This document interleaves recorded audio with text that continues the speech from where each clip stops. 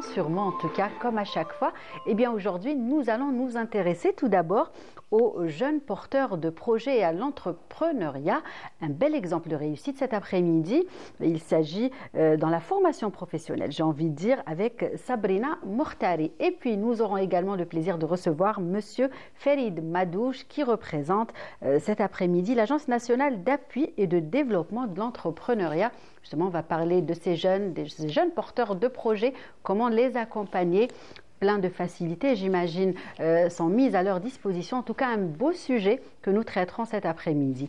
Et puis, nous allons revenir au programme de Canal Algérie, à ce que la chaîne vous propose justement en ce moment et durant le mois sacré de Ramadan qui justement arrive bientôt.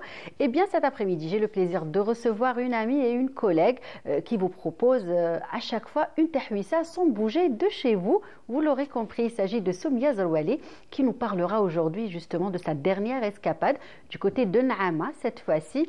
Et puis nous parlerons aussi des préparatifs, j'ai envie de dire, de l'émission à laquelle vous vous êtes habitués, qu'elle vous propose tout au long du mois sacré de Ramadan, le Ftor du chef. En tout cas, elle sera là pour nous parler de ce beau programme que vous aurez bien évidemment le plaisir de découvrir au fur et à mesure durant les programmes de Canal Algérie. Et puis, vous êtes habitués aux deux rubriques du mardi après-midi. Inspiration Habitat, la rubrique de conseil signée Yasmine Assari. Et puis, Wahida Salim Shrif. Et pour le mardi, c'est la rubrique Shkoun Yishfa. On verra dans quel souvenir d'enfance elle va nous replonger cet après-midi. Voilà donc le programme de l'émission de cet après-midi. De la bonne humeur, de la musique, des reportages, des thèmes très intéressants. Restez donc avec nous. Et pour recevoir tout ce beau monde, de la musique, une chanson signée Hayat Zerrouk et Meziana Misha tout de suite.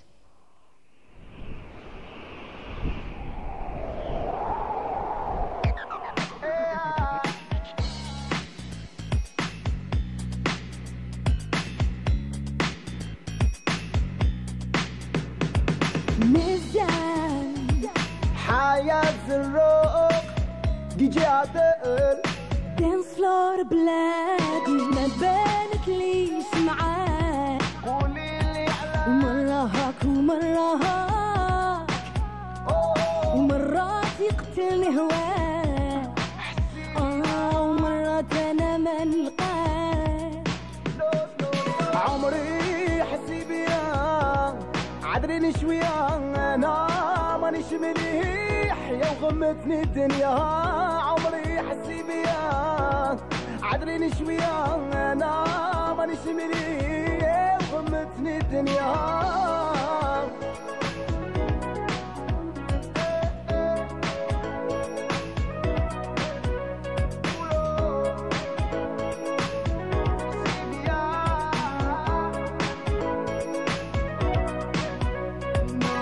عمري خبرني قل لي فهمني كي عليا تخبي انا تتلفني ما نبغيش تنغبني ولا تنهاني رفدك في قلبي وخليهم خلي يا راني معك راني معك راني في الشدة في المحنة عمري انا تلقاني راني عارف الشي عارف اللي حبيبتي تبغيني غير هي اللي صعب وعمرها ما تخليني ما بانت ليش معاك قولي لي على ومرة هاك ومرة هاك ومرات يقتلني هواك ومرات انا ما نلقاك عمري حسي بيا عذريني شوية أنا مانيش مليح يا وغمتني الدنيا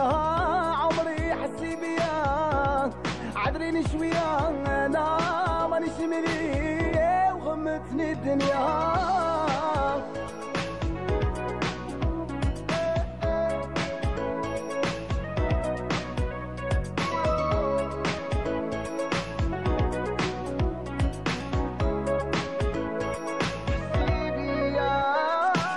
اللي بك بيا انت تنحس بيا كي نشوفك مغبون تتخلط عليا يا الغلطة فيا سمحي لي عينيا شكون يفهمني شكون من غيرك انتيا يا راني معك راني معك راني في الشدة في المحنة عمري أنا تلقاني. راني عارف ان الشي عارف اللي حبيبتي تبغيني، غير هي اللي صعب وعمرها ما تخليني. ما بانت ليش معاك ومرة هاك ومرة هاك، ومرات يقتلني هواك ومرات أنا ما نلقاك.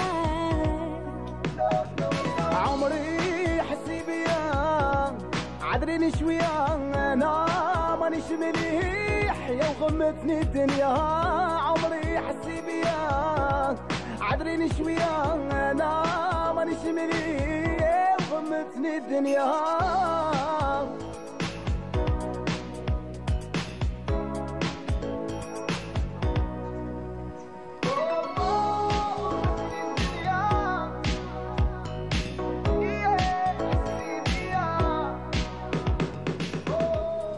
Voilà donc une belle chanson signée Méziane Amiche et la belle voix de Hayat Zerrour qu'on salue cet après-midi. On espère qu'elle va bien, bien évidemment, qu'elle nous a régalé, hein, n'est-ce pas Wahida? Nous régale, elle nous a bien régalé avec des titres qui ont vraiment bien marché. Hein. Exactement, qui sont magnifiques et j'ai hâte de la réécouter, de la revoir sur scène, pourquoi pas. On espère. Comment ça va Wahida? Tranquille, et toi Lilia, ça va? Depuis la semaine passée? Alhamdoulilah, la reprise, pas trop dur? Ça va, tranquille. Super. Yasmine est également avec nous, comment ça va? Ça va, merci. Prête? Oui. Les conseils sont prêts? Oui. Très bien. En tout cas, nous aussi, on a préparé de quoi noter. Je vais penser à offrir des petits calepins après. Ok, très bien, pour qu'on n'oublie pas les détails, parce que c'est souvent très important.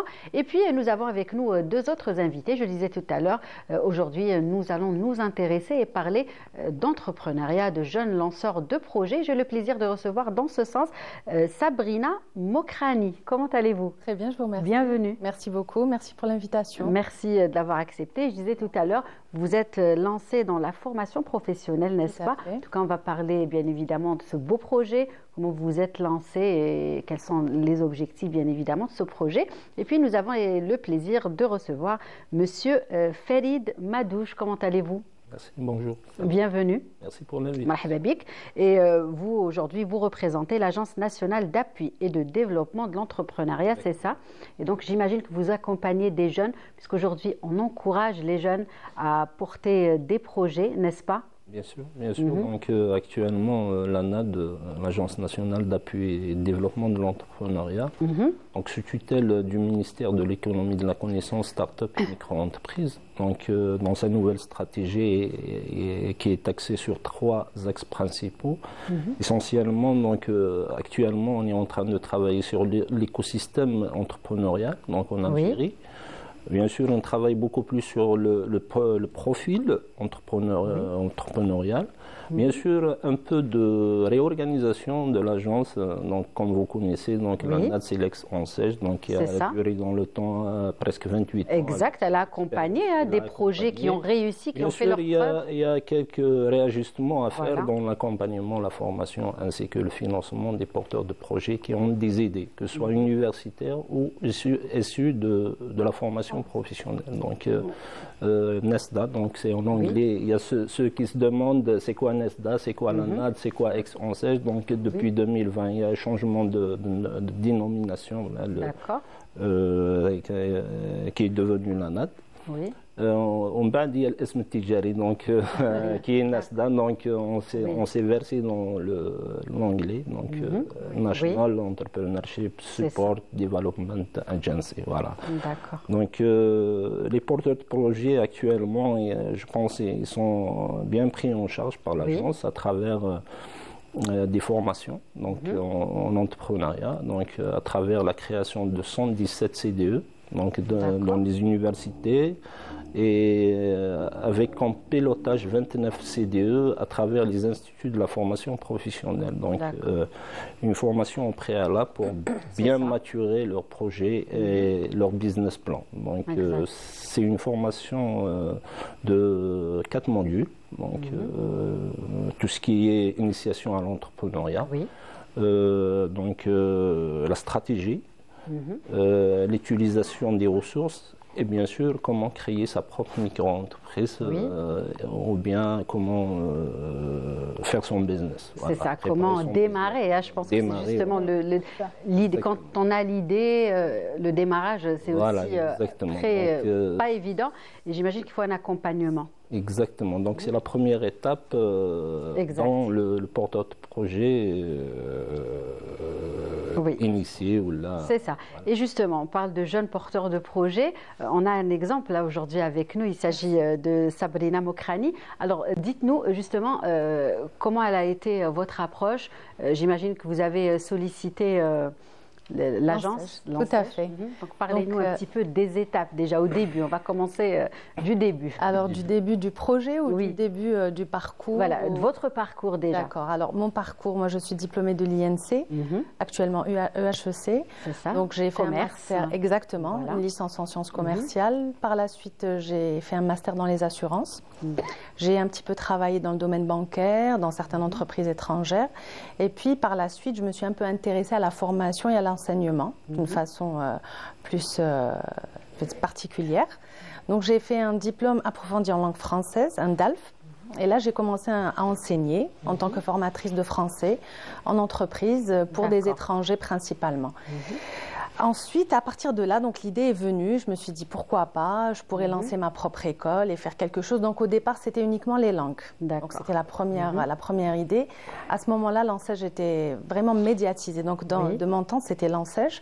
Et là, donc il y avait les démarches. Je me suis rapprochée de l'agence et j'ai pris connaissance un petit peu de tout le dossier à fournir. Donc c'est quand même différent par rapport à aujourd'hui. Il y a eu des ajustements, comme disait monsieur beaucoup d'allègements aussi. Donc, c'est l'expérience qui fait ça. Donc, à partir de là, j'ai commencé le projet. Ils m'ont accompagnée tout au long du processus. Et j'ai fait une petite étude de marché, bien entendu, pour voir un petit peu le marché, comment il fallait intervenir. Par la suite, après 2 ans, j'ai décidé de faire la formation professionnelle. Donc, j'ai un petit peu bifurqué. J'ai vu que le marché demandait plutôt cela, parce qu'il fallait être agréé par l'État. Donc, on avait plus de reconnaissance. Exactement, plus de reconnaissance auprès des entreprises qu'on allait démarcher. Donc l'idée a commencé un petit peu comme ça. Et aujourd'hui, ça fait quand même depuis 2016 qu'on est agréé par l'État et on intervient dans divers domaines. D'accord. Justement, c'est le projet que vous avez lancé, que vous avez concrétisé, donc dans la formation professionnelle. C'est ça? Oui, tout à fait. Donc, les spécialités, on couvre tout ce qui est ressources humaines, marketing, management, l'HSE, la communication, l'informatique. Donc là, on propose des formations qualifiantes de courte et moyenne durée pour les entreprises. En fait, pour les employés des entreprises, nous avons même collaboré avec l'enseigne où on a formé du personnel pour eux. D'accord. Donc voilà. Et donc, Monsieur Meddour, tous les jeunes peuvent être concernés justement par l'entrepreneuriat, par le fait de lancer des projets quand on a l'idée. Bon, quand on a une au passé, on parlait de jeunes. Au passé, on parlait de jeunes, mais actuellement, le dispositif est ouvert à une tranche d'âge qui est bien élargie, donc du 18 jusqu'à 55 ans, même jusqu'à 58 ans pour l'extension des capacités. Donc, il y a des nouveautés par rapport au dispositif. C'est plus large. C'est plus large, voilà. Même actuellement, le dispositif, depuis 2022, il est ouvert pour les détenteurs de registres de commerce, carte artisan, carte flah, des agréments. Donc, pour ou bien la création de leur propre micro-entreprise, ou bien faire l'extension des capacités. Même pour ceux qui exercent sur le terrain actuellement, ils peuvent accéder au dispositif en termes d'accompagnement, de formation et de financement, bien sûr. Donc, les conditions d'éligibilité, c'est l'âge entre 18 et 55 ans, avoir un petit apport personnel qui varie entre 5 et 15%, selon la qualité du porteur. Bien sûr, ne pas avoir bénéficié déjà d'un dispositif d'aide de l'État. D'accord. Au préalable. Au préalable. Voilà, c'est les 3 conditions. Bien sûr, avoir une formation au sein des CDE créée à certifier pour bien maturer le business plan et l'étude de faisabilité du projet. Voilà, parmi les conditions d'éligibilité. Et j'imagine que vous vous adaptez également et que vous travaillez en adéquation avec les demandes du marché. Bien sûr. Parce que j'imagine qu'il y a plein de nouvelles spécialités, plein de nouveaux, n'est-ce pas? Au fait, le dispositif joue un rôle transversal. Donc, on est présent à travers tous les secteurs d'activité. Donc, et on travaille sur des cartographies des activités à travers toutes les wilayas et bien sûr tout le territoire national. Les 58 il y a un réseau qui est bien riche. Donc, on est présent à travers 58 agences de wilaya et 171 antennes locales. Donc, toute demande ou toute idée bien fraîche, donc on peut l'accompagner par rapport à l'accompagnement du dispositif. Bien sûr, il y a derrière un objectif, donc à travers la création d'une micro-entreprise, on crée de la valeur. Donc, une valeur ajoutée, soit au niveau de l'économie locale ou bien nationale. Bien sûr, on crée ainsi de l'emploi, donc que ce soit direct ou indirect. Peut-être Madame, elle est là, donc à témoigner par rapport. Donc, elle, déjà, elle était au salariat, donc il est devenu entrepreneur. Peut-être il fait travailler avec elle plus de. Oui, Sabrina. Oui, exactement, tout à fait. Tout à fait, la création. C'est pas qu'une seule personne qui est concernée justement par ce projet qui va être lancé, mais il y aura bien évidemment beaucoup plus de travailleurs, d'offres d'emploi aussi. Bien sûr, non, c'est sûr que la création d'emplois, c'est quelque chose pour moi d'indispensable aujourd'hui, et surtout de former les jeunes. Moi, j'aime particulièrement ramener des stagiaires ou des jeunes qu'on va former un petit peu dans le domaine, parce que c'est vrai que rentrer dans le milieu de l'entreprise, ça reflète pas vraiment ce qu'on a étudié à l'université. Donc on doit théorie absolument. Et pratique. La pratique, c'est complètement différent. Donc il faut vraiment les accompagner, les former par rapport à ça. Donc c'est vraiment quelque chose de, comme il a dit, vraiment. Là, on est en train de voir des photos de Monsieur Madouche ou Sabrina? Non, ça c'est des formations qu'on fait au niveau de l'école. Donc tout ce qui est lutte anti-incendie. D'accord. Donc ça HSE. Donc là, c'est chez un client où on a intervenu. Le formateur, donc on fait vraiment de la pratique. C'est ce qui est demandé aujourd'hui par nos clients. Donc ESL essaye vraiment d'être à l'écoute du client et du besoin. Donc on va sur des formations pratiques où on met vraiment en pratique. C'est-à-dire là, par exemple, dans une formation lutte anti-incendie, ils doivent manipuler les extincteurs et pouvoir agir en cas de problème ou de risque. D'accord. En tout cas, très important, c'est ce qu'on disait, de passer de la théorie à la pratique. Il faut aussi être accompagné. Aussi, donc dans les deux cas. Et Monsieur Madouche, j'imagine qu'il y a aussi des experts, des formateurs qui assurent les formations. Vous sollicitez des personnes. Au fait, par rapport au CDE, donc il y a les formateurs de l'université, il y a les formateurs de NASDA, donc qui sont certifiés par le BIT, donc le Bureau international du travail. Donc ils ont une bonne expérience par rapport que ce soit à la création d'entreprise ou là l'entrepreneuriat. Donc ils participent. C'est eux qui assurent cette formation. Bien sûr, les 3 dernières jours de la formation, on fait appel à des success stories, donc qui exposent leur expérience, leur projet, leur expérience, que ce soit en termes d'échec ou là, en termes de réussite, pour que les prochains porteurs de projets évitent de bénéficier justement de cette retour d'expérience. Et même des opérateurs économiques au niveau des wilayas, ils sont invités dans les formations pour donner leur expérience en terrain. Voilà, Et ce qui est aussi intéressant, c'est qu'après le lancement du projet, il y a un suivi. C'est-à-dire que ces jeunes entrepreneurs, j'ai envie de dire, ne sont pas tout seuls dans la nature, livrés à eux-mêmes.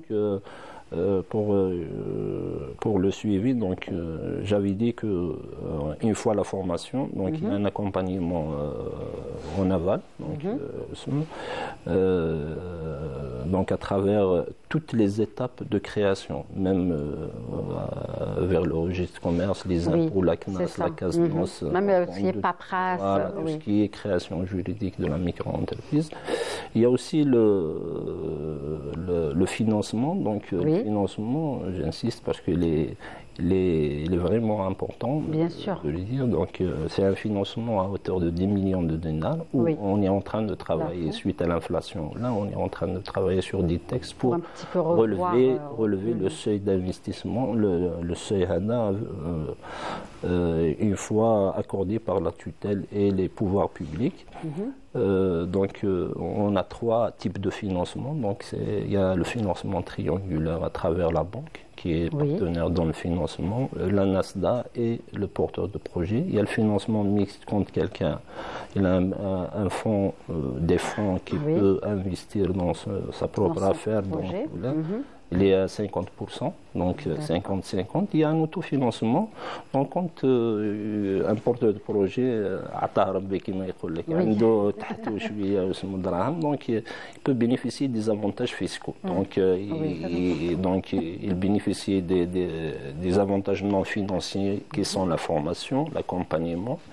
Eh bien, il y a des avantages fiscaux pendant une durée bien déterminée. Donc, 3 ans, qui peut être prorogé à 2 ans. Donc, c'est des avantages vraiment, on ne les trouve pas ailleurs. Tout à fait. C'est des avantages qu'on peut bien sûr, c'est inespéré, on va dire. Voilà, pour un démarrage, avec un différé de paiement de 18 mois et une durée de remboursement de 2 ans. Donc vraiment, c'est des avantages accordés. On encourage et on met ces jeunes entrepreneurs, j'ai envie de dire, très à l'aise, n'est-ce pas, Sabrina, pouvait confirmer. C'est un dispositif qui est extrêmement intéressant, de par, comme monsieur l'a dit, par rapport aux avantages fiscaux, qui sont vraiment intéressants, et par rapport au financement.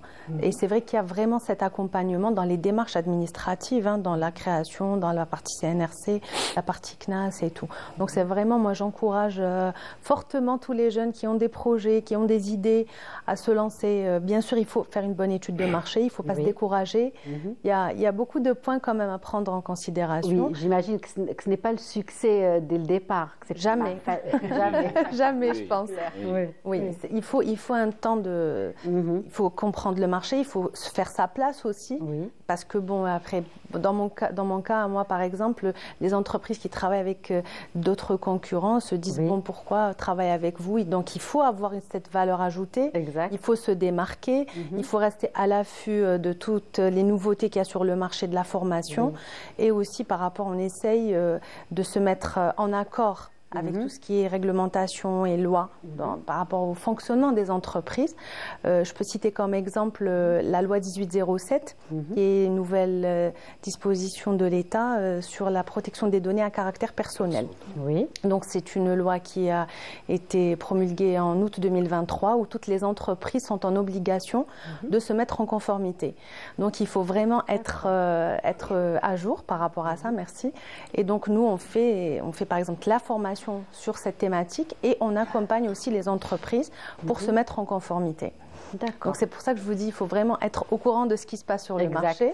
Et aussi, on essaie de voir un peu ce qui se passe ailleurs, donc à l'étranger, des nouvelles thématiques, des nouvelles formations, qu'est-ce qui peut vraiment apporter une plus-value à la personne qui va bénéficier de cette formation. Il faut qu'il y ait une nouvelle compétence qui va être acquérie dans le temps et la mettre aussi en application. Oui, très bien. Et donc aujourd'hui, comme jeune entrepreneur, quels sont les conseils que vous pouvez donner justement aux jeunes qui veulent se lancer? Donc déjà, il y a cette chance d'avoir ce dispositif. Déjà, voilà, Monsieur Madouche a bien expliqué. Exactement. Donc il y a beaucoup de choses qui se font pour encourager. Absolument. Donc ces jeunes entrepreneurs, des nouvelles idées. Il y a donc le dispositif qui est très intéressant, où il y a vraiment une écoute, où on peut avoir des orientations. Il faut être aussi au courant du marché, c'est très important. Donc connaître le marché où on va se positionner par rapport à un produit qu'on va lancer, un service qu'on souhaite développer. Donc déjà, il y a ces deux aspects-là. Et puis, je pense que le travail, ça reste...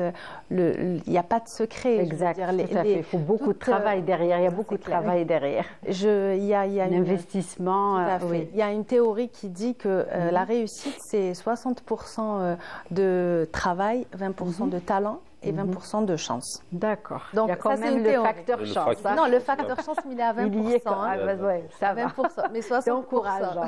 Ça ne va pas nous décourager. C'est ça. Mais après, le travail, c'est important. Il faut se mettre au courant. Il faut redoubler d'efforts, ça c'est sûr. Oui. D'accord. Et Monsieur Medouche, est-ce qu'il y a des créneaux qui sont plus demandés que d'autres? D'après l'expérience, au début du dispositif, on était sur les services, donc des années 2000, donc l'Algérie est portée beaucoup plus sur les services. Mais actuellement, le NESDA suit tout ce qui est politique gouvernementale en termes de stratégie par rapport à l'accompagnement des secteurs, à savoir l'agriculture, l'industrie, l'économie verte. D'accord, donc on s'inscrit dans la démarche des pouvoirs publics pour créer et arriver à l'autosuffisance à travers le secteur de l'agriculture. Donc, sans oublier les autres secteurs porteurs, donc que ce soit le tourisme, aussi très important, l'artisanat, l'hydraulique. C'est ça. Donc, tous les secteurs, bien évidemment, sont concernés et sont les bienvenus. Voilà, les accompagne. Donc, il y a aussi, je voulais mettre le point par rapport à ce qui se fait actuellement en termes de réorganisation de l'agence et la mise en œuvre des outils digitalisés à travers, pour accompagner mieux ces porteurs de projets. Donc, il y a vraiment un travail qui se fait dans ce sens à travers le développement des solutions digitalisées ou numérisées, donc des plateformes, par exemple NESDA Writing, il est destiné pour l'évaluation du projet, donc, à travers plusieurs axes, à savoir le profil. Quand on dit profil, donc l'expérience sur terrain, le diplôme, est-ce qu'il est en adéquation ou pas, ou l'idée. Il y a aussi le marché, donc à travers la clientèle, cible.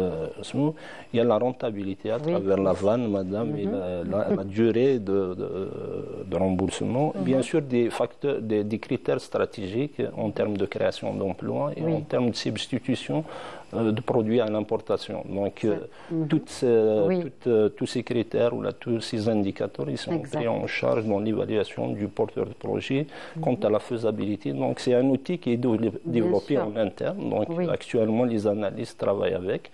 Donc, c'est le NESDA Writing. Donc, il y a aussi des plateformes en interne qui sont développées pour accompagner bien ces porteurs de projets.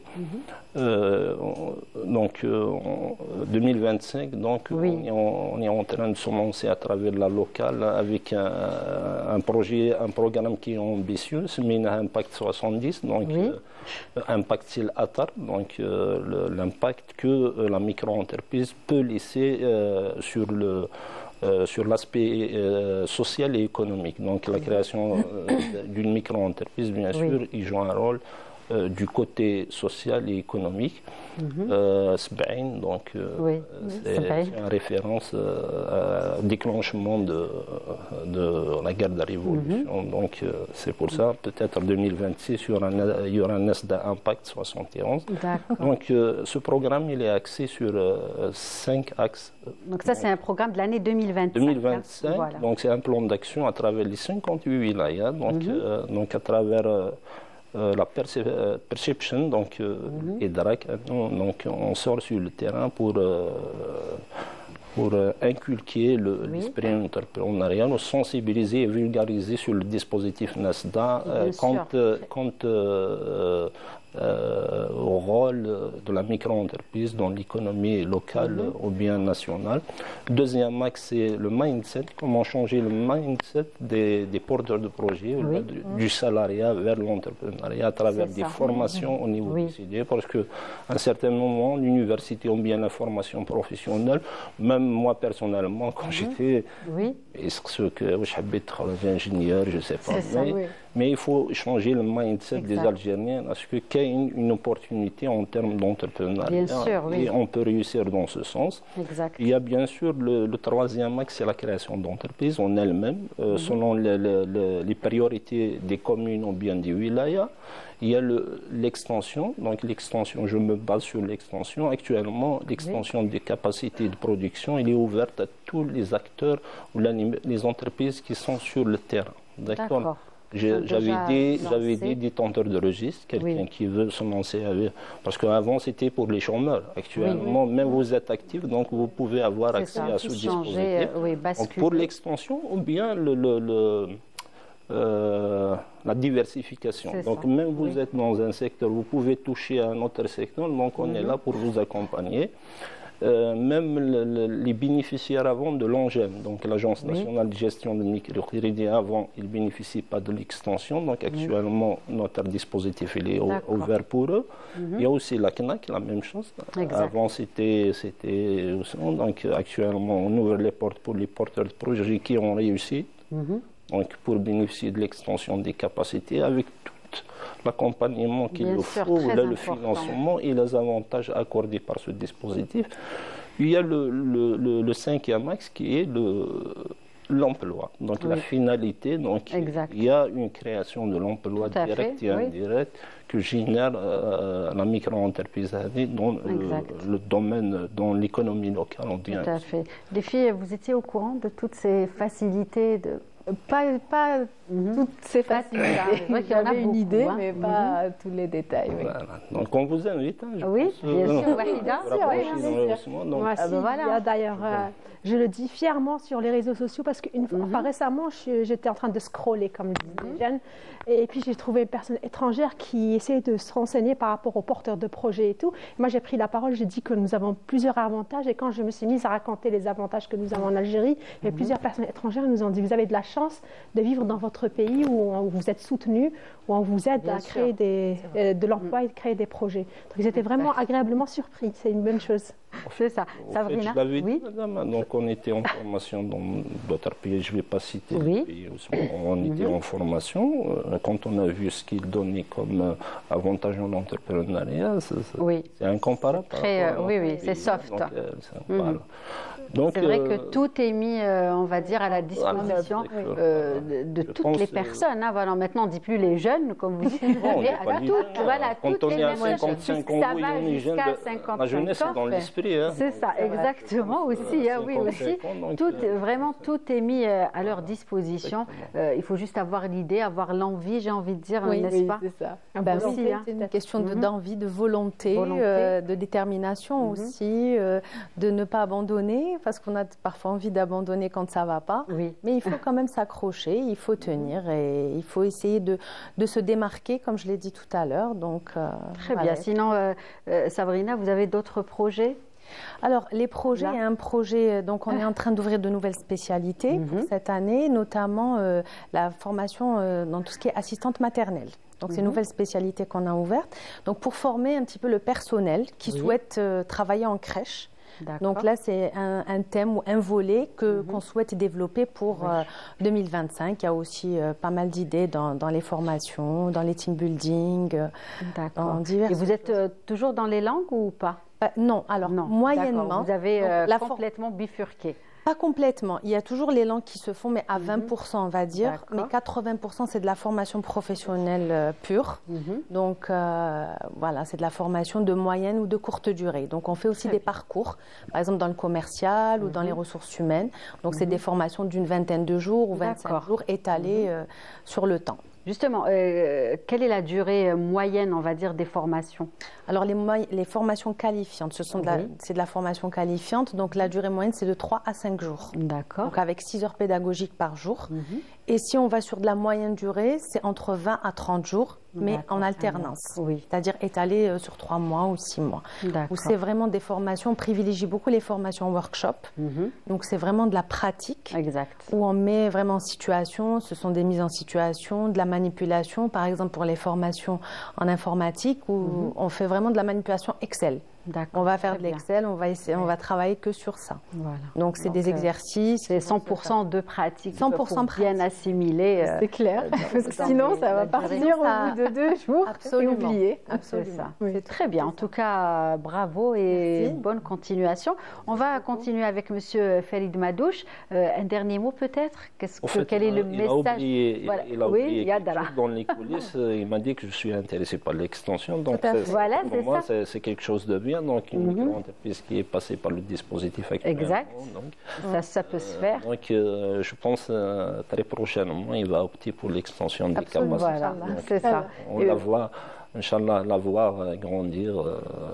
Exact, puisque différentes formules existent bien évidemment au sein de l'agence. Donc peut-être voilà quelque chose, un point qu'on n'a pas évoqué, un message que vous voulez faire passer. Nesda actuellement, il est en train de challenger le terrain à travers des partenariats avec l'ANEM par exemple pour sensibiliser les porteurs ou les universitaires ou les inscrits au niveau de l'ANEM, les sensibiliser sur l'entrepreneuriat. Donc il n'y a pas que le salariat. Donc, pour le vous pouvez vous lancer dans votre idée de projet.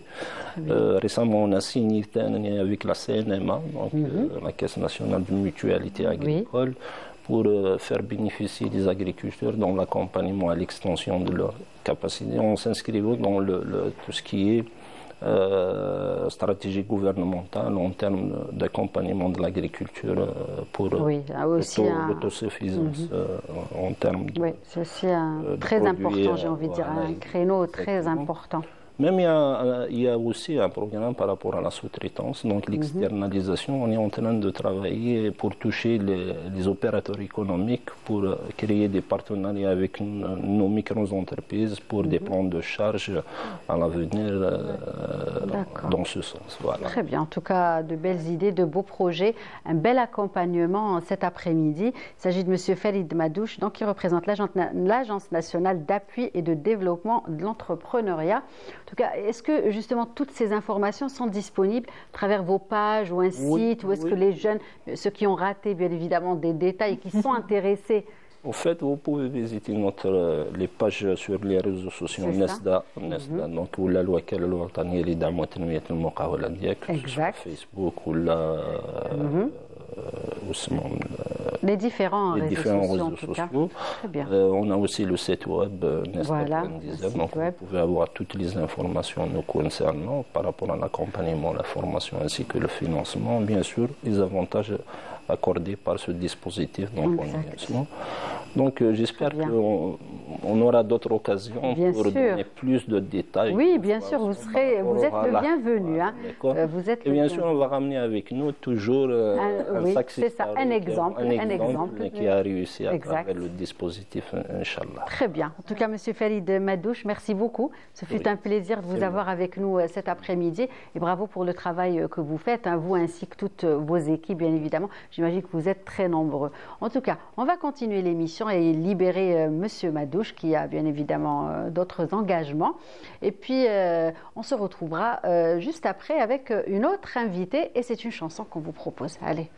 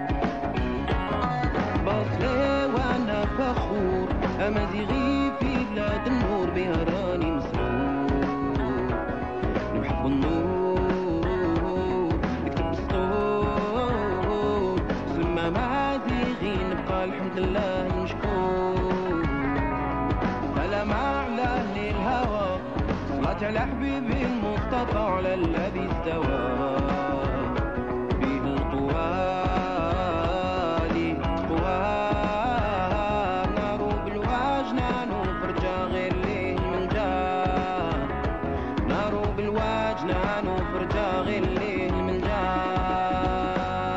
ولا هي ودي مولاي ولا هي أكبر في مولاي ولا هي ودي مولاي ولا هي وفي مولاي وفي مولاي مكن يا ضي مازيار الطافة بنعننا الزاغي كلنا نرتاين معنا يضهان يا غرمان يضهان يا رجوان مازيار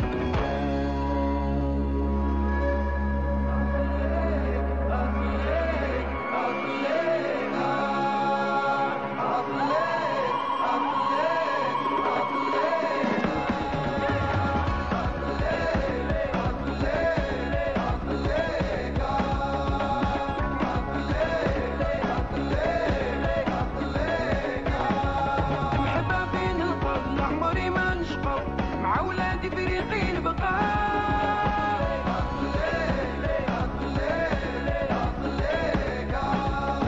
الله يا الوالي ليك الله سوالي مول الماء والبحر والجبال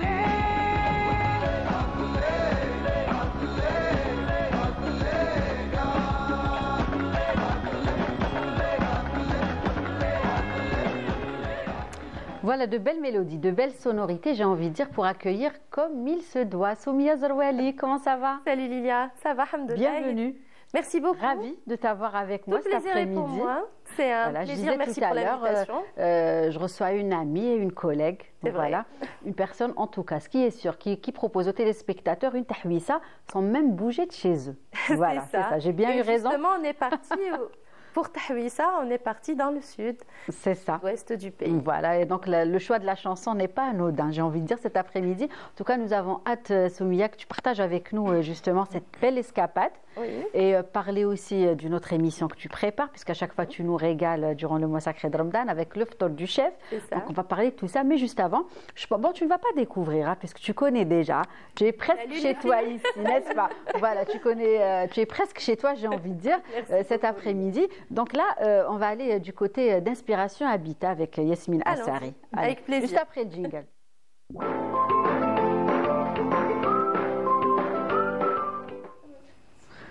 Alors Yasmine, Alors aujourd'hui, on va la parler- couleur te va très bien. Merci, à toi aussi Franchement, d'ailleurs. ah ouais, bon. Belle couleur. Je pense qu'il donne bien. Je pense tout cas, que le c'est ma couleur réalisateur ne préférée. va pas dire le contraire. Donc, voilà, j'adore cette Ok. couleur. Alors, Voilà, il confirme. ah, Khalifa bah, merci. confirme. donc aujourd'hui, on va parler d'un défi actuel qui est aménager un coin de travail chez soi quand on manque de place, mais D'accord. aussi à comment le rendre inspirant et qui stimule la créativité. Oui, d'accord. Voilà, et pour cela, donc, comme à chaque fois, je vais donner quelques conseils et Bien astuces sûr. pour Oui. réaliser ce projet. 5 ou 6. 5, Je allez. m'arrête, c'est entre 4 et 5 toujours. C'est limité. Voilà. Donc, par le temps. Oui, c'est ça. Voilà, donc, Que le temps. voilà. Alors, en premier lieu, il faut penser à définir son besoin. Donc, il va falloir vous poser quelques questions, se dire, OK, quelle activité je vais pratiquer dans cet endroit? Est-ce que, par exemple, c'est de la bureautique, de la lecture, du dessin, une activité artistique? Oui. Pourquoi? Parce que ça va permettre d'identifier le mobilier.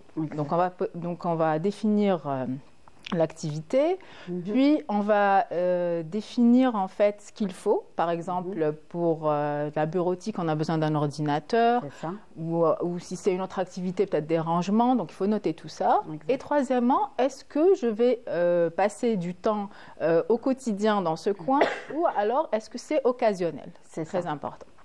Ça, c'est pour le premier point. Le second point, c'est quand on n'a pas de place, donc, c'est d'essayer de définir et de cibler en fait les espaces non exploités ou sous-exploités. Par exemple, sous un escalier, on peut aménager un petit bureau. Alors, dans un salon, si on a un sofa qui n'est pas adossé complètement au mur, on peut ajouter une console et utiliser cet espace. Comme on peut avoir aussi, quand on manque réellement d'espace, il faut penser vertical. Donc, on a des tables, les bureaux rabattables là qu'on peut complètement placer contre un mur. Là, on est en train de voir une photo. Je pense que ça, c'est par rapport à la console, non? C'est pas les photos du jour. D'accord. Et voilà. Et c'est pas grave. Ça fait beaucoup de couleurs, donc c'est très bien. Et ça peut être aussi, par exemple, dans un placard ou un dressing. Donc, on peut, si on ne l'a pas prévu on peut changer carrément une étagère et donc avoir une partie qui sort en console ou rabattable. Et puis, ça peut servir... Qu'on sort au besoin et qu'on remet à sa place quand on finit. À sa place. Ça peut servir aussi de coin de punition. Non, je plaisante. Non, mais c'est pour ça qu'on va voir pourquoi stimuler la créativité. Voilà. Donc voilà, on peut avoir plusieurs espaces non exploités qu'on peut utiliser, comme on peut avoir aussi, des fois on a des rebords de fenêtres qui sont assez profonds. C'est vrai. J'avais une photo, mais si on ne la retrouve pas, c'est pas grave. Donc on peut rajouter carrément une petite console en extension en fait au rebord de la fenêtre. Exact. Voilà, donc il faut penser à optimiser complètement ces espaces. Et puis, il y a aussi donc, le mobilier malin, donc les mobiliers multifonctions. Aujourd'hui, il y a beaucoup de designers qui créent des mobiliers gain de place et multifonctions. Voilà, la fenêtre. Oui, voilà, tout à fait. Donc là, on n'a pas de rebord de fenêtre qui donne sur l'intérieur, mais comme on manquait de place, donc on a créé carrément un encadrement avec un petit rebord. Et ça fait office de bureau et en plus ça encadre la fenêtre, c'est un effet décoratif. Et on a une belle vue, on est face à la lumière quand on travaille. Voilà. On est motivé pour travailler. Inspiré. Voilà. Surtout si vous n'avez pas de visible, enfin vous avez une belle vue, voilà, pour être gentil. Donc, pour le mobilier multifonction, je disais aujourd'hui, il y a plusieurs mobiliers. Donc, on peut avoir... ça, par contre, c'est mon meuble. C'est ma création. Signé Yasmine Assari. Oui, alors, il a... Meuble multifonction. Oui. Il peut servir de bureau aussi. Alors, je vois une étagère. Si on pouvait voir un petit peu l'image plus petite pour que je puisse expliquer, mais sinon c'est pas grave. Donc sur la toute première, donc c'est un meuble qui est très compact. Voilà. Bon, c'est pas. Donc c'est un meuble compact qui fait 90 par 1,60 de hauteur. Donc on a la partie là où vous avez l'autocollant, elle est rabattable, donc qui devient bureau. C'est ça. Vous avez une chaise qui est complètement encastrée donc, pour gagner de la place. Aussi. Vous avez des porte-manteaux latéraux. Donc on peut accrocher sa veste ou son blouson. Cartable. On a un tableau magnétique aussi à l'arrière pour pouvoir écrire ou réviser ou écrire ses idées ou ses objectifs, ses futurs, ses rêves, voilà, vos projets. Et il est sur roulette, donc on peut le déplacer, on peut aller vers la fenêtre où on veut. Se déplacer. Et la devanture, donc l'autocollant, là, il est personnalisable, il est à colorier. Et c'est vraiment, voilà, c'est-à-dire vous choisissez le thème que vous voulez parce que je prône l'individualisation pour que chacun puisse s'identifier en fait à son meuble et créer de l'interactivité avec les objets, que ça ne soit pas juste des objets posés dans un coin de maison. C'est ça. Et en même temps, voilà, stimuler vraiment cette créativité, avoir un espace qui inspire. Oui, franchement, très fonctionnel le meuble. Et les couleurs aussi. Alors le bleu pour la concentration et le jaune pour l'énergie. Voilà, même ça c'est étudié. C'est étudié, voilà. J'ai essayé de penser à tout avec des angles arrondis justement pour que ça soit un peu doux et que ça ne nous agresse pas. Exact. Voilà. Très beau. Là c'est donc un petit coin dans un placard, donc ou un super, très pratique. C'est ça. Donc, pour ceux qui n'ont pas encore lancé les commandes pour leur dressing ou placard, pensez à utiliser. Voilà, c'est ça, un petit coin pour aménager votre bureau. Voilà, donc pour ce qui est du mobilier multifonction. Quatrièmement, donc, on va parler de l'espace inspiration, parce que parfois, quand on travaille face à un mur, c'est un peu bloquant. Un mur blanc, franchement, c'est pas très inspirant. Donc, pour cela, on peut orienter le bureau si on peut, comme là, en fait, un mobilier sur roulette, donc on peut l'orienter le déplacer, comme on veut. Mais si on ne peut pas, on va penser à habiller le mur. Alors, on peut mettre du papier peint, avoir des motifs, on peut mettre de la couleur, une couleur qui est stimulante, ou on peut mettre créer un mood board, c'est-à-dire on va mettre une plaque de liège. Bon, oui, c'est mieux, mais on peut coller avec du scotch. Et après, donc, coller en fait des images qui vous inspirent ou futures destinations de voyage ou des citations inspirantes. Voilà, oui, parce que quand on travaille et qu'on lève la tête, quand on est un peu bloqué ou fatigué, si on voit un mur blanc, on a très vite envie de partir et d'aller voir ailleurs. Exact. Voilà. Oui. Là donc, aussi, on voit une autre photo, sympa aussi. Là, oui, ici, donc on voit qu'on peut mettre en fait des post-it, on peut ranger des livres, on a la lumière aussi, donc les ambiances lumineuses sont très importantes. Et ici aussi, on a les plantes, parce que les plantes ont un effet qui est déstressant et puis ça stimule, la créativité. Donc vraiment penser à aménager ce coin, c'est-à-dire lui créer une véritable personnalité.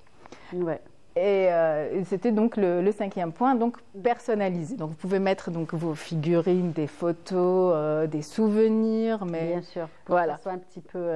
Oui. Et puis pour revenir donc à l'effet mur, j'ai oublié de parler de ce petit point-là. Parfois, il suffit juste de déplacer le bureau de quelques centimètres du mur pour ouvrir l'esprit. En fait, ça débloque en fait cette sensation d'être. Ce blocage, on va dire. C'est ça, voilà. Donc temporaire. Exactement. Donc on peut. Alors sur cette photo-là, j'aime beaucoup parce qu'on a une console qui est derrière le sofa et en même temps on a le meuble avec donc ces parois coulissantes qui fait office de tableau magnétique. Donc on peut écrire, on peut s'amuser avec les enfants ou entre amis, faire des jeux de famille. C'est vrai. C'est vrai, effacer après. C'est ça. C'est très sympathique. Ouais. De belles idées en tout cas. Ben voilà, mais j'espère que Sabrina, ça vous aura inspiré. Ça vous a inspiré complètement. Côté bureau. Oui, alors côté bureau, ce qui est tendance en ce moment, c'est le bien-être au travail. Comment? Donc le bien-être au travail. Oui, très important. Donc c'est très important. Dans son bureau. Tout à fait. Comment mettre les collaborateurs dans de bonnes conditions pour qu'ils soient le plus productif possible. Et je rejoins parfaitement Yasmine. Donc, vraiment, l'environnement compte énormément. C'est ça. Même durant une formation, quand on vient et que c'est lugubre, on n'a pas, franchement, on n'est pas ouvert. J'ai envie de dire, on reste un petit peu fermé. Oui, tout à fait. Donc c'est important. Et optimiser aussi l'espace, c'est quelque chose de vraiment important et très, très utile surtout. Oui. Pratique. Ça, c'est quelque chose que j'aime en fait. C'est vrai. Optimiser les espaces, c'est ce que je préfère faire, donc de par mon métier. C'est optimiser les espaces et les rendre attractifs et ludiques. C'est ça. Voilà. Ça simplifie la vie. Oui, c'est pour revenir juste à mon meuble, je l'ai appelé LFR parce que c'est compagnon de travail et de loisirs. Voilà, sympa. Sympa. Et justement, Sabrina, on parlait aussi des formations, même les méthodes, j'ai envie de dire, ont changé et évoluent. La manière de former, n'est-ce pas?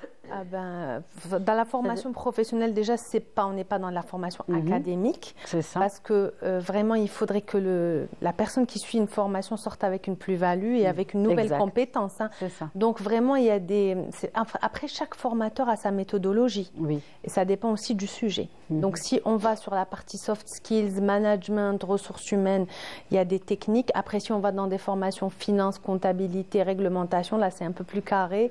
On doit vraiment retenir pas mal de choses et s'exercer. Mais après, c'est très particulier, c'est-à-dire par rapport, pour la formation des adultes, on parle d'andragogie et non pas de pédagogie. Donc c'est une autre approche où il faut quand même capter l'attention de la personne pendant 6 heures d'affilée. Ce ne sont pas des enfants, ce ne sont pas des universitaires, donc il faut leur parler de choses qui leur parlent, tout simplement, et de trouver des méthodologies pour essayer de rendre la chose la plus attractive et la moins... Très bien. Capter l'attention. Exactement, capter l'attention et rendre même des formations un peu lourdes parfois. Et rendre tout en légèreté, simple. Très bien. Quel est le bureau qui t'a inspiré, Wahida? Moi, qui t'a plus, que tu vas puisse réaliser chez toi. Comme je viens de déménager. Vas-y. Comme je viens de déménager, j'hésite en fait à chaque fois. Bon, là tu as de l'espace, donc il n'y a pas besoin de faire tous ces calculs. Voilà. Allez, le problème ne se pose pas. Moi, c'est celui à l'intérieur du dressing. J'ai adoré. Ça fait vrai. Je ne vais rien dire parce que tu aimes. Alors, mettez de la couleur à l'intérieur. Voilà. Franchement, ça, j'ai adoré. Ça, c'est pratique. Oui, j'ai adoré.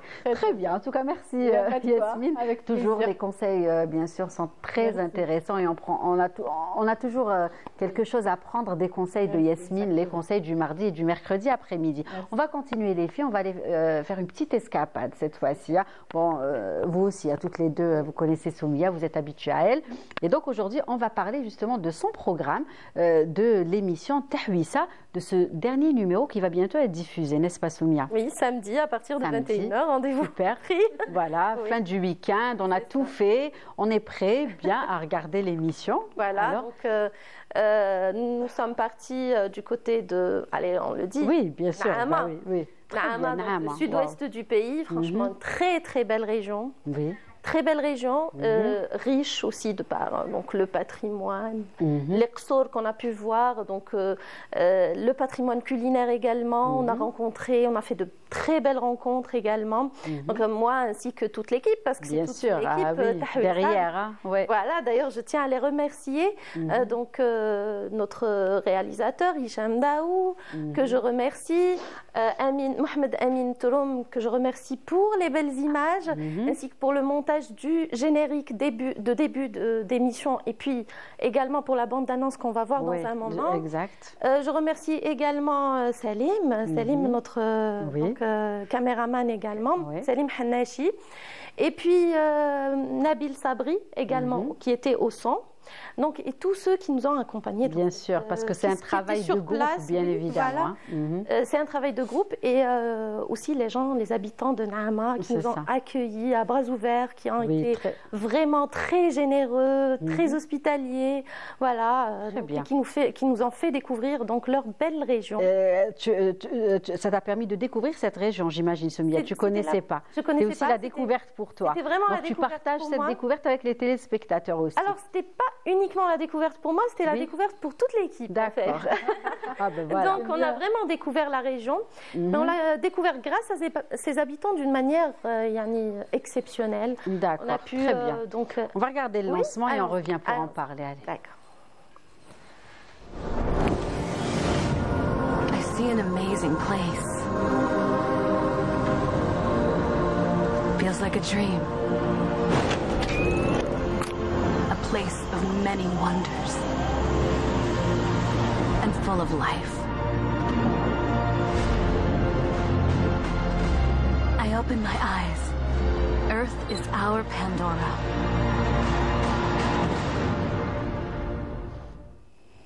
Waouh!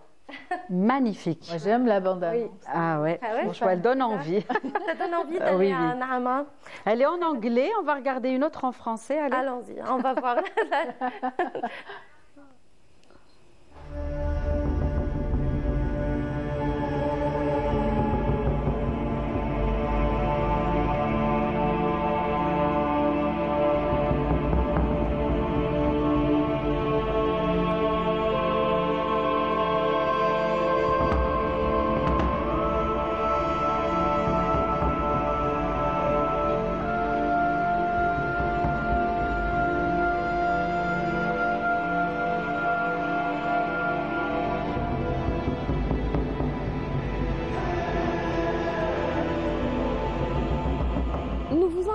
Dans ce nouveau numéro de Tahwissa, à la découverte de l'une des plus belles régions du sud-ouest du pays.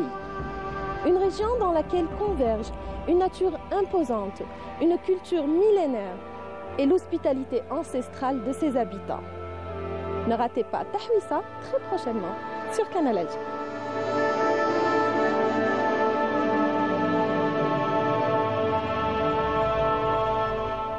Waouh! Waouh, qu'est-ce que c'est? Des couchers du soleil. Oui, franchement. Déjà à travers l'écran, et on le voit comme ça, magique. C'est juste magique. Et tous ces lieux paradisiaques, magnifiques. Oui, magnifique. Alors, franchement, c'est une chance. Hein. De toute façon, on sait, on a la chance de faire ce métier depuis toujours. Ça, c'est pas nouveau. C'est vrai, c'est vrai. On a pu apprécier la beauté de Tiout, cette magnifique palmeraie. Les Qsour également. On a goûté aux spécialités de la région. On va vous faire découvrir tout ça, donc samedi à partir de 21h. Très bien. Donc, première diffusion. Hein. Donc, première diffusion samedi. 21h voilà, pour l'émission Tahwissa. Donc, il ne faut surtout pas rater cette escapade que vous propose Soumia Zerouali et son équipe le samedi à partir de 21h. Et sinon, vous ne vous arrêtez pas. Enfin, tu ne t'arrêtes pas, pardon, j'ai du mal. Donc, il y a aussi une autre émission qui se prépare, n'est-ce pas? On s'est habitué à cette émission. On pique toujours les recettes faciles, qui réconcilient. Cette fois-ci, tu as fait partie de l'émission. Oui, voilà. Franchement, c'était une très belle expérience. J'ai été invitée, les filles. Voilà. Voilà. Tu veux préparer quoi? Tout de suite. Ah, c'était franchement, c'est pas moi, c'est la chef qui propose, mais c'était des plats. On laisse la surprise, je pense, Soumia. On laisse la surprise. Voilà, on va juste. Faut regarder les filles, il faut regarder. Ça passera donc pendant Ramadan, Inch'Allah. On va en parler, mais juste avant, on va parler de cette émission, mais juste avant, on va diffuser. On va continuer avec nos invités, avec Soumia, plus précisément, qui parlait justement de la deuxième émission qu'elle allait vous proposer pendant Ramadan, donc Ftour du chef. C'est ça. Alors, pour cette fois-ci, c'est chef Siham. Chef Siham Arhab, que je salue. Je lui dis merci, chef, pour les recettes, les idées recettes, les astuces. Franchement, elle est généreuse aussi. Oui, c'est vrai. Elle est vraiment très généreuse. Elle nous a fait des spécialités. Enfin, elle a essayé de faire un petit peu une fusion entre la cuisine, la gastronomie algérienne et les cuisines du monde. Et à chaque fois, elle fait donc pendant le tournage, parce qu'on est en plein tournage actuellement. C'est ça. Donc elle propose ses recettes, ses plats à l'équipe qui apprécie vraiment. Tout le monde apprécie ces petits plats. Exact. Et franchement, bravo. Sa particularité, c'est qu'elle facilite, j'ai envie de dire, ou elle rend la recette plus simple. Elle simplifie les recettes. Ça devient un jeu d'enfant avec elle. Elle simplifie les recettes. Et il y a aussi les invités qui ont un rôle très important lors de l'émission, n'est-ce pas? Oui, oui. Voilà, et vous avez fait appel à différents profils, hein, chef Siham et vous. C'est ça. Et ils ne sont pas que dans la cuisine, j'allais dire. Nos invités sont donc dans différents domaines. Ils viennent mettre la main à la pâte et c'est intéressant. Voilà, très bien. En tout cas, on a hâte de découvrir cette belle émission tout au long du mois sacré de Ramadan. Tous les jours à partir de 16h. Voilà, donc 30 numéros, peut-être même plus. Hein, parce que j'ai entendu qu'il y avait même des numéros pour l'Aïd. Allez, je balance cet après-midi. Donc, elle travaille. En tout cas, Soumia, elle bosse bien, j'ai envie de dire. Bon courage, Soumia. Merci, bravo, bien sûr, pour toutes ces belles choses que tu nous proposes et que tu proposes aux téléspectateurs. Et on va continuer l'émission avec une autre belle chose qu'on vous propose les mardis après-midi. Wahida et la rubrique Shkoun Yishfa. J'adore cette...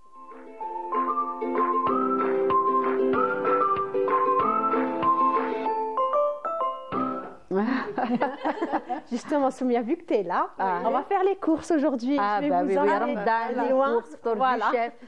On va revenir dans le temps. On reste dans le thème. On va voyager dans le temps et on va faire les courses. Au temps de Souk el-Fellah. Je fais les produits, les articles que nous avons fait Souk el-Fellah. Vas-y, Yasmine. Dis-nous. Alors là, je ne m'attendais pas à ce que tu me donnes la parole. Alors, le bidon d'huile jaune. Et le fameux bidon d'huile jaune, exactement. On a tous une anecdote avec ce bidon, je pense. En fait, voilà, on a la première photo, c'est... moi, ça m'a marqué le sac de Souk el-Fellah. Donc, il était vraiment consistant. C'est vrai. Et puis, on pouvait mettre plein d'articles dedans et voilà. Il était solide. Il était solide. Là, maintenant, on achète 1 kilo de pommes de terre, on trouve une par terre. Exactement, ça éclate.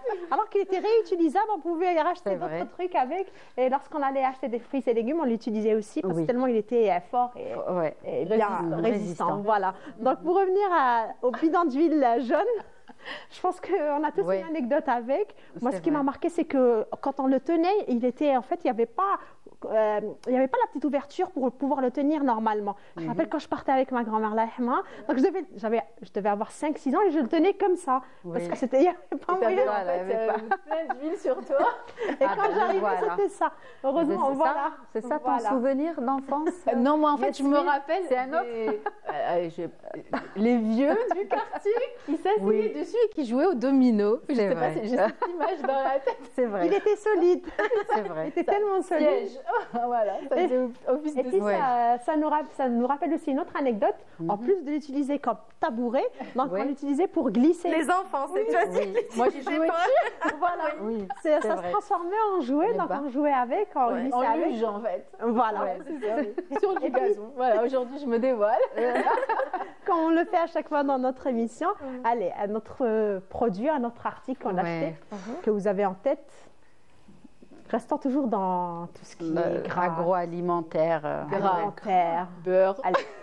Le beurre, oui, il y avait le beurre. Il y avait aussi une autre matière avec laquelle on préparait beaucoup de gâteaux. Oula, ça, exactement. Il y avait les gâteaux de l'ail. Ce bidon, franchement, oui. Donc c'était l'incontournable. Sabrina, vous vous rappelez de ce... Oui, je me souviens de ça. Alors, je vais me permettre. Pour l'anecdote, en fait, on utilisait ça comme pour recycler, pour planter des plants. Oui, c'est vrai. C'est vrai. Voilà, ça m'inspire aujourd'hui. En fait, c'est vrai. Nos mamans, oui. Franchement, on réutilisait tout. On le retrouvait partout dans les jardins. C'est vrai. Je me rappelle de ça. On cachait aussi des gâteaux dedans à la maison. Parce que les mamans préparaient des gâteaux parce qu'elles préparaient de grandes quantités. Elles les conservaient dans ces boîtes-là pour... peut-être. Oui, le lait concentré, il y avait les sucrés et avec moins de sucre. En fait, ils avaient vraiment oui, c'est vrai que maintenant il est trop sucré. Oui, exactement. Mais avant, non.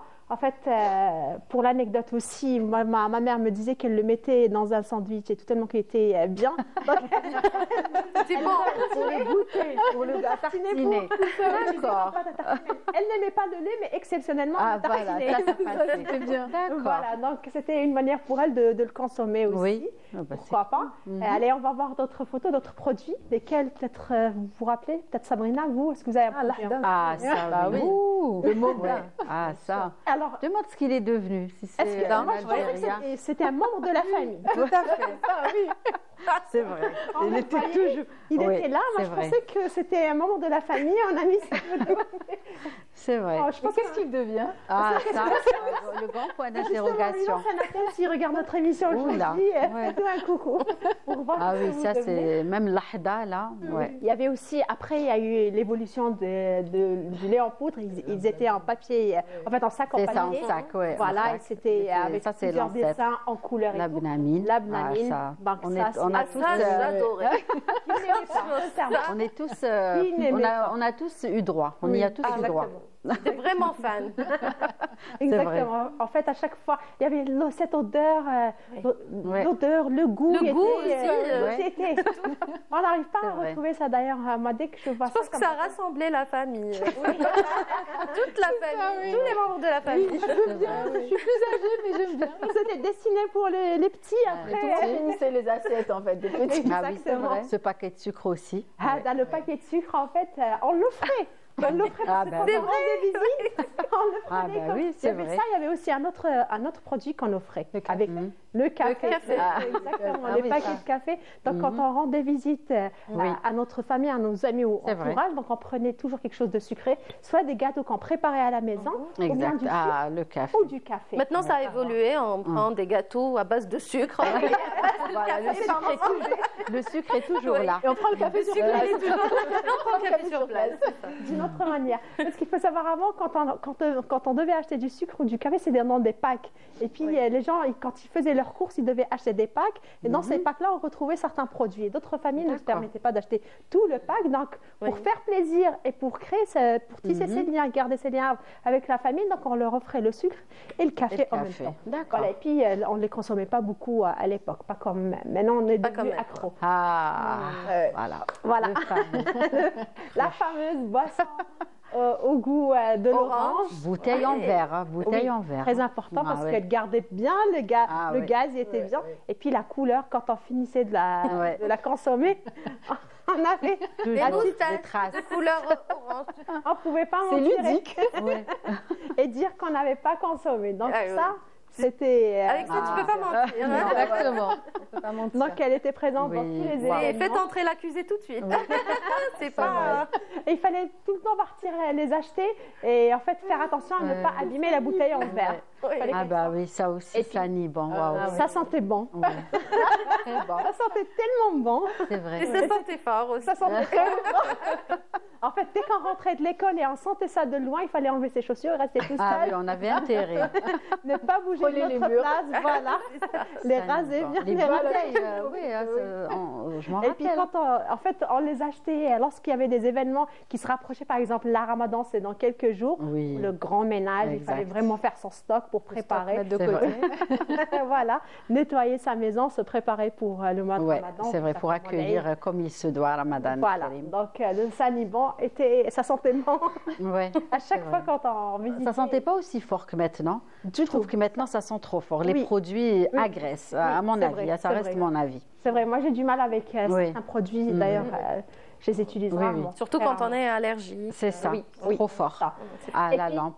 La fameuse lampe. Voilà, la fameuse lampe. Ni LED, ni spot, ni... Ah, Yasmine, toi qui es dans l'architecture. Ah oui. C'était la même décoration, la même lumière. Et comme on n'avait pas notre propre... Oui, pour ça, faire une rubrique de la déco. Je me rappelle d'une question qui revenait à chaque fois quand ça concernait une lampe. Vis ou la baïonnette? Oui. C'est vrai. Ça, je m'en rappelle. Lampe à vis. Lampe à vis ou la baïonnette? J'avais oublié que c'était c'est ça. Voilà. Oui, on avait toujours faux. Si on voulait la changer, c'était jamais la bonne. Jamais. Et puis je me rappelle à l'école, on les recyclait. En fait, on faisait beaucoup d'activités à l'école. On les recyclait, on les utilisait comme des objets de décoration. Et puis même on plantait des petites fleurs dedans pour décorer. Oui, c'est vrai.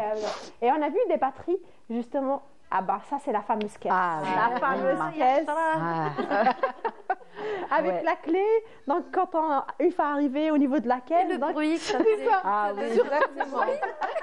Historique, c'est vrai. C'est vrai. Et puis, patientez, j'ai fait tomber mes clés. Donc le temps de les ramasser, réouvrir et tout. Donc voilà, c'était des souvenirs qui nous ont tous marqués, je pense. Et ça nous a fait du... Très bien, on va finir peut-être avec une dernière photo. Ah non, ça y est, donc c'était la dernière. C'était la dernière. Oui, en tout cas de beaux objets qui ont fait leur temps. Oui, exactement. Et voilà, celle-là, on avait raté celle-là. Voilà, la batterie. C'est les piles. Très bien. En tout cas, merci Wahida. Avec plaisir. On s'est régalé comme à chaque fois. Yasmine, merci. Et on se retrouve demain avec grand plaisir comme à chaque fois. Soumia. Merci d'avoir accepté notre invitation. Merci pour l'invitation. Je tiens juste à saluer toute l'équipe de Ftour du Chef avec à leur tête Kherdin Khaldoun, notre réalisateur. Très bien, le réalisateur de l'émission. En tout cas, merci Soumia. C'était un plaisir. Et bien sûr, on ne va pas rater les rendez-vous que tu proposes les samedis soirs et pendant Ramadan. Et dire au revoir aussi à Sabrina. Merci d'avoir accepté notre invitation. Un dernier mot, une petite dédicace, vous voulez, juste avant la fin?